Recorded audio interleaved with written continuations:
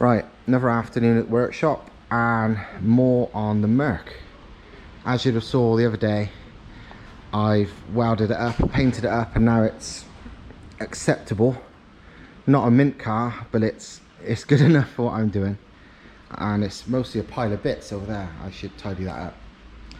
So now we're starting on the fun bits, which is all the engine stuff. First up, I'm gonna intercooler. I originally had this front mount, which was the front mount off my rear wheel drive Impreza drift car, but in all honesty it's not tiny, but it's not massive considering we're talking a big turbo and a big V8. But this massive 5-inch thick Skyline GT-R drag intercooler, which is just an 170 quid delivered eBay special, but can blatantly handle, you know, clearly 1000 horsepower plus if you wanted it to. I reckon we'll go straight on, so let's have a go. While I'm doing this, strangely, Thomas is actually building a bed for his camper van, literally the opposite end of the scale to what I'm doing. Yeah. But yeah, it's gonna be a bed, and this is alley. That's like, what is it? What grade is it? 6061. 6061 alley, like square bar, hollow of course, weighs nothing, but is like stronger than steel. You could build a chassis out of this, and since this has arrived, Thomas and me have both been having ideas of building whole bloody cars out of this, because it's amazing, and it is properly, like, amazingly well, you know, really nice as well. But anyway, that's another story.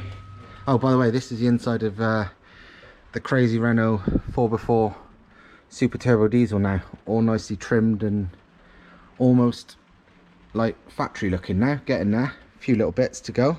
The shower inside. Yeah.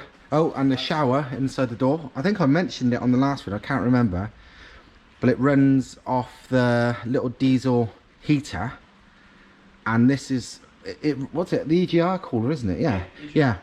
It runs a modified EGR cooler that heats up the water and allows you to have a hot shower. So the heater is inside there. Yeah. The jar is slightly lower, and the water pump. Yeah. Water tank, Yeah. and there you go. All enclosed just in the back door. Super neat, but hot water. And you said the water's hot within like what? 15 minutes. Yeah. 15 minutes is very Yeah, 15 minutes and the water's like too hot almost. So shows, you know, you can have a hot shower while camping. It's not all about being filthy and dirty in a tent. You can do it proper if you know what you're doing. So if you're princess like me. yeah. So yeah, nearly there. He's gonna just finish the roof lining. It's got curtains now. It's a proper bit of kit for sure, not just fast and cool and off-road. It's actually nice now, so fair play. But anyway, on to this crappy Merc. Right, I guess first thing to do is unbolt this one and say a prayer and see how close this is. As you can see from this isn't a bad intercooler. I think people have managed over 500 brake on these on Subarus. It's 3 inches thick, not a bad size. Quite small end tanks, but this thing's a flipping beast. It's fairly the same size, but 5 inches thick instead of 3.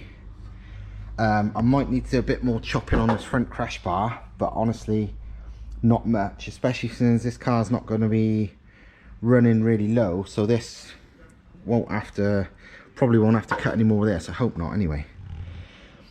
But let's have a look. The main thing I'm doing this for, not just for extra cooling, but because I think if you go onto the rear mount E55 AMG turbo we did, the problem I've sort of found with that is, while it didn't have any problem spooling the turbo or anything like that, it lost a bit of the throttle response from when it was NA, and the reason was it had to suck through tiny, well, relatively small boost pipes all the way from the back where the turbo was, even off boost. And you know, when you're talking a 5.4 litre V8, normally their induction pipes would be like 4 inch, not like 2.5. And fitting this big intercooler, in all honesty, will give it sort of a bigger, you know, a bigger gulp of air before the boost, because there's a lot more capacity to it. So rather than have to do that bypassing like I did with the E55, this alone might be enough extra air to give it that sort of big gulp of instant throttle response before the boost. We'll see. I mean, if it doesn't, I'll add one of those things as well. It's part of the reason Subaru on the WRC cars had what they called that bog pipe, that massive sort of giant boost pipe just before the throttle body. There's nothing fancy in there. It's like a double wall pipe with a hole fairly small. I can't remember how big now. 12 mil, 13 mil. Someone told me once. Between the two layers, and it's just to have like an air reserve. So, you know, for when you first get back on the throttle. Obviously, it's more important with that because of the anti-lag. But, you know, this, I do think the bigger capacity, slightly bigger boost pipes and bigger capacity intercooler will give it that sort of airflow, even off boost, that these seem to need. So, we'll see. Let's see if it even fits.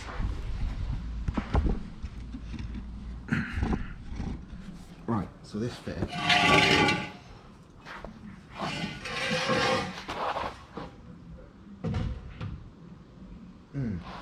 You need quite a bit of chopping that way up.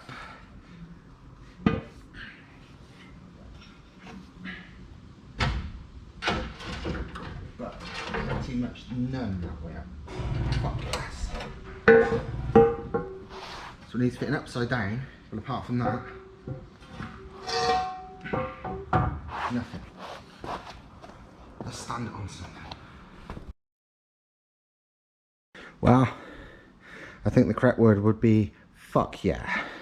That is awesome. I cut those brackets off at the bottom. We'll have to make something to attach it on the top. But in actual fitment terms, it fits. Yeah, I'm chuffed with that. Very pleased with that. Before and after, and that's probably big enough, but that really fucking is big enough.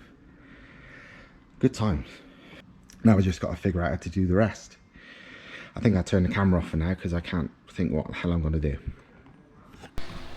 I've now cut the tabs off the end and smooth this off, and I'm going to drill through that, and that'll be the main mounting points now.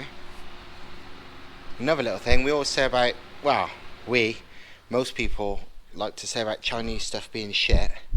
This really is not shit. I mean, the welds are decent and they care enough about it to be adding bloody QR codes to it. Look, anyone want to scan that? Don't know what it says, but yeah, when they're adding QR codes to something, it's not just some random 5-year-old Chinese boy in a sweatshop. They're you know, these are being made pretty properly. Still costing them peanuts because their labour rate is nothing like ours, but it doesn't make it crap, it just makes it cheap. So there you go. GT-R intercooler is on, and as you can see, it fits bloody perfect. It's rock solid, just with 2 mounts at the top, using the original mounts, but with the little knobs chopped off and smoothed off, and a hole drilled either side. Obviously this is flipped upside down, the lower one's cut off entirely, and yeah, it's on and it's perfect. Don't need anything else. It actually fits. I've put the bumper on, I'll show you in a minute maybe. I've put the bumper on and it fits perfectly with the bumper, like sits behind it. I mean, obviously I've modified the bumper already for that Subaru one, but the fact this is 2 inches thicker and a little bit deeper hasn't affected it. In fact, although it's not all the correct boost pipes, the boost pipe run is also done. So obviously 90 up there, through the inner wing to here, through here, and that is actually joined to the throttle body on the back. That's post intercooler, pre intercooler, done there, another 90 through the inner wing. This is where it gets a bit awkward because there's really no other way for it to go. It has to snake around here because this is the suspension strut top and so on, round where the ECU used to go, which I'll have to relocate a bit, through the inner wing, through a hole there into the cab, and then, as you've seen before, straight into the turbo. So yeah, very easy. Not complicated, yes, but easy also, yes. So that's where we are at the moment, roughly in place, and as you can see, fits really well, looks pretty good. Obviously only placed on, so the corners are on the piss, but in general, although I'd probably have to put a little rubber lip along the bottom to hide the bottom, because it's quite a big intercooler, bigger than the bumper. Generally it's not bad, and being silver means it's hidden pretty well too. So as long as nothing changes, or as long as I don't get any funny ideas, then this is how it's going to be. So yeah, good progress. Any modified car's about compromises, and on this one the biggest compromise, in all honesty, is the boost pipes. I mean, the exhaust run being where the turbo is, honestly the manifolds are no longer than if the turbo was mounted somewhere in the engine bay. Not like there's any room, but if there was, the pipework's barely any longer. But the intercooler pipework, even though the turbo's not that far away, because of the design of it all, how I've worked it out, is massive. I had a quick rough measurement with a tape measure, and it's somewhere between 17 and 18 foot long, the boost pipes, as in round the back, round there, down there, including the intercooler, round there, up here, round here, down there, and even ignoring that bit there, sort of if it was straight, about 17 to 18 foot, which I don't know the maths of, you know, how much length affects performance in any way. I know it's not a big a deal as many people think, because I've proved that in the past, like lag wise, but there's no way that's optimal. I'm not even going to pretend that it don't matter, because that clearly would, especially at 57 mil. And another thing is, and what I probably think is probably worse than length, is tight bends. But this has got lots. Again, I worked out it's around about 18 bends, and at least half of them are 90 degrees or thereabouts, which there is a few things online of, like, I don't know if it's proven, but like sort of what you lose per 90 degree bend, and it's, you know, it's noticeable. Obviously 1 or 2, not a big deal, especially because what you gain is a lot more than what you lose, but I've got fucking 18 of them. So yeah, I'm not massively happy about that, but what am I going to do? It's a compromise, isn't it? So, and this is my compromise, unfortunately. Unless I get any other bright ideas, then this is what I got to live with. Turbo will be in there, not a problem. Boost pipes, a bit of a problem. I've covered this before, I think, but I'll say it again just because people do ask sometimes. You get people saying, oh, why are you doing the turbo there? Why not in the engine bay? Well, the simple fact is, the exhaust pipe length really is no longer being there than some custom tubular manifolds into the engine bay. And also, even if you did go to town fabricating new manifolds and stuff, which would cost thousands because there's no room, and any V8 turbo manifolds are not cheap or easy to make, where the hell do you think I'm going to put the turbo? Really, you could sort of cram it in there, but it would be some complex and horrible pipe. So fuck that, not for me. It's here for a reason. Here's a weird one. Just digging about inside the car, beyond the dash, I found these. I thought, why the fuck's there some bin bags stuffed behind the car? Then I realised they're not bin bags, they're actual Mercedes parts. Look, that's the part number. I don't know if you can see that properly. It's, I don't know if you, watch how well you can read that, but it's A220-682-1730. It's an actual Mercedes part, and that part is a black, you know, bin bag sealed full of air and what I think is sponge. I've not opened one yet, but this is a genuine Mercedes part. I don't know what it's for. Maybe to stop rattles. Fuck knows. Let's open it up and have a look. Might be like, you know, Mercedes kilo of cocaine. Oh. There you go.